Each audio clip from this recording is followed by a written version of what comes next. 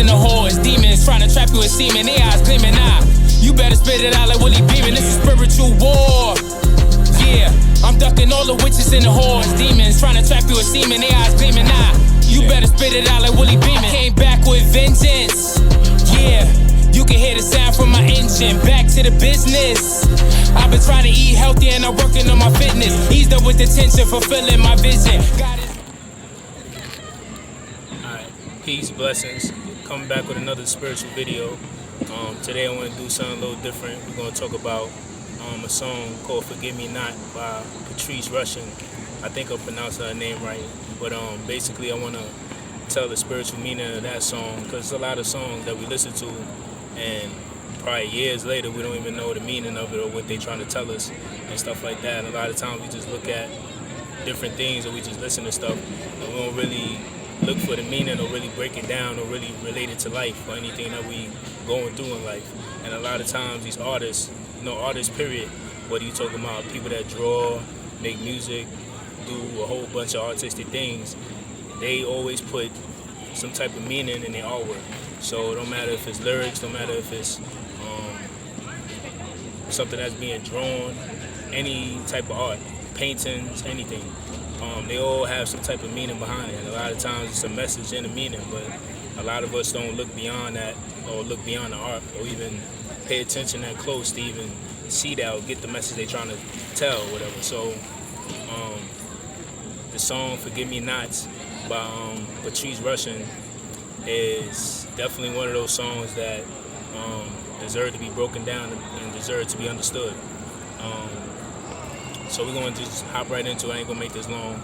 So for those that don't know the song or didn't hear, I advise y'all to go listen to it. It's a great song, a very old school song. I'm an old school person myself. So even though I'm young, I prefer that type of music. I listen to rap, I listen to R&B, I listen to other types of music, but there's something about old school music, that type of old school funk and old school soul that hits me right in my soul. I think it's because I'm old soul. But just have a good time. Yeah, so basically in the song, she, the chorus, I'm gonna read that to y'all and I'm gonna relate it to this book. It's actually this book that I had years ago. I actually found the book. Somebody was throwing a bunch of books out and they look brand new, and I had picked them all up and they look brand new, like I just got them out the library. So, and I read it and there was a lot of stuff in there that was like confirmation for me, like especially when I was younger, like when I was 12, I wasn't even telling nobody at that time, but I was rhyming and only one of my close friends knew. But it's funny because one of my rap names I came up with back then was called Shooting Star. And I looked in the book and that name Shooting Star was in there and they said it had a meaning, but that was just so funny because I never knew nothing about no spiritual stuff at that time. So the fact that I felt that in my soul to name myself that was just funny. But yeah, we're gonna get into the book. So alright, the name of the book is called Soul Star and it's by Soretta Antaria. I think I'm saying the name right. Soretta Antaria. And it's a good book. It's called Soul Star. I advise y'all to read it. Definitely a good book, but when I first read it and stuff, I was looking at the book and there was a chapter in there talking about like different flower essences and stuff like that, and different essential oils and stuff that you can use that's powerful and got different meanings and different stuff like that. So while I'm looking through that, I came across Forgive Me Not. So I didn't even know that was a flower. So immediately I thought about the song by Patrice Rushen. So it was like, it's helpful with failing connections in the brain associated with Alzheimer's disease, brings memory of happy ties, and also helps to remember who we truly are. So immediately I thought back to the song and I'm like, oh, that's exactly what she was talking about. And when I thought about the lyrics, I went to look up the lyrics and I'm gonna read just some of the lyrics or whatever. Basically the chorus starts off saying, sending you forgive me not to help me to remember. Baby, please forgive me not, I want you to remember. Those were the times we had, sharing the joy that we thought would last. Memories of love and affection never really was like a dream. Was it something that made me crazy about you? Was it simple things that made me crazy about you? Was it your charm or your passion? It's not hard to believe. I love you and I need you, so I'm. And then the chorus come back on. So basically, she's sending the flowers to somebody to help them remember all the times they had, and also not to just help them remember, but to help herself remember. So that's the whole meaning. When she talking about I'm sending you forgive me nots, a lot of people don't know what that is. When she said I'm sending you forgive me nots, I ain't know what it was either.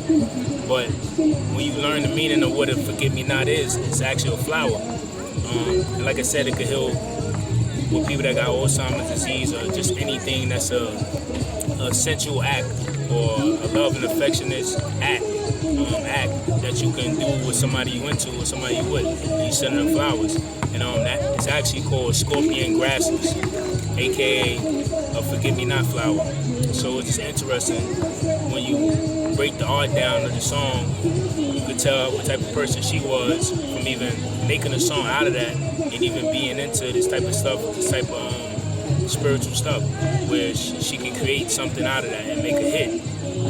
And I'm pretty sure there's mad people out there that don't know about that or don't know about the meaning of the song. So it's just interesting. Like, even songs today, they don't really have like a deep meaning. Most of them, I'm not gonna say all. There are some artists that still make songs that got double meanings and deep meanings, and they do it in a creative way, but still make it where it's digestible for the listeners and stuff, where they can take it in and still comprehend it and still enjoy it without it being too complicated. Because sometimes you could overcomplicate things as an artist and people won't get it. And so you gotta kind of know that balance of still putting your message in there, but don't bore them to sleep with the message. So, but like I was saying, it's not like a lot of songs these days where the artist does that. A lot of people just come out and just say the raunchy stuff, just straight out forward to say it. And it's not a lot of, there's no balance in between that. Like back in the days, you could have a song like Mary Jane by Rick James, and a lot of people don't know that, you know, saying he was talking about marijuana. So it's a song that kids can sing and adults can sing, and there's no raunchy stuff in the lyrics. Even though he's talking about a substance like marijuana, nobody knows. Then that was a good thing about music back then, like what I'm talking about with Patrice Rushen, with her song Forgive Me Nots. There was a lot of symbolism and a lot of different things in songs where you didn't know, even if it was talking about something that was inappropriate for a younger crowd, not for older crowd because they're of age. But if it was inappropriate for a young crowd, they still could sing the song because they didn't know the actual meaning of the song or what the song was talking about until they got older. So that's the great thing about music before then, where they even if they was talking about something that was like for adults, they can put it in a creative way where everybody could sing it, where it couldn't be played on the radio, it couldn't be played in front of kids, like how some of these songs are in my era or now and stuff like that, and the generations to come. A lot of the songs are very raunchy, a lot of the songs are very explicit, where sometimes when they play them on the radio, they damn near blocking out the whole song because there's so much curses and so much stuff in the song. And like I said, everybody grown, everybody gonna curse and do their own thing, but it's still a better way to do it where everybody could listen to it and enjoy it. You don't have to bleep out all the curses. You don't have to worry about, can you play this song around a group of children? You don't have to worry about that. But the overall message besides that was just that how we need to start looking at different things, not even just music, but stuff that's outside of music, and seeing how it got a bigger meaning, and breaking down stuff and decoding stuff. You know, it's so much stuff in this world where we don't see the meanings. Even like what I was talking about in my videos about the symbolism. When I was talking about the Apple products with the have been Apple on the back of it. We don't break that down, the meaning of that. We don't break down a lot of the meanings of the stuff we wear. A lot of brands. It's a reason why a brand like Hermes will even name their brand after that. That's a Greek god. So imagine the power that has, and why they would name their company that. Or certain logos is made certain ways. There's many different things in this world where we don't break down the meanings of it, and we don't understand it. We don't understand why does it have that much power in it where it attracts so much people to it, or has the longevity of it being around so long. And people still having a big clientele where people are buying it at a high rate still. So it's just interesting when you look around the world and you look at different things and then you put it together and then you understand why certain people did certain stuff or why certain stuff was made. Everything is inspired by something. Everything is created for something else. You know, everybody gets their flavor from something or somebody, but they just put their own little twist to it, or they inspires the next person to do something that's much greater than what they did. So that's how the world works, and that's the way it's built, so it can keep on going. Because if not, then we're just going to be in a stagnation mode and not know what's the next height to go, what's the next step to go, what's the next direction to go, or even a new direction that we've never seen before. Even when we think we've seen something, or we've seen it all, it's always something new that we thought we would never see. But yeah, so I just wanted to make that quick video real quick and just break it down and talk about that song and the meaning and how, it's such a beautiful song and the meaning of it and how she was sending. That's the reason why she was sending Forgive Me Nots, because she wants to help, not only help the person she was with remember, but also help us self-remember and remember the times that they had and stuff. So, yeah, so that's really it. There's nothing really more to really dive into with that. And, I'll probably break down some more songs like that in the future and stuff, but,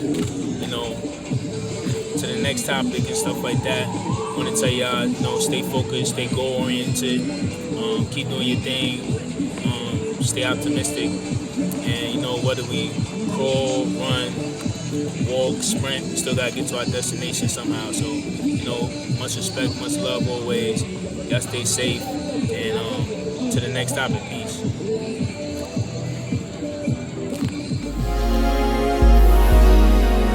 Break it down.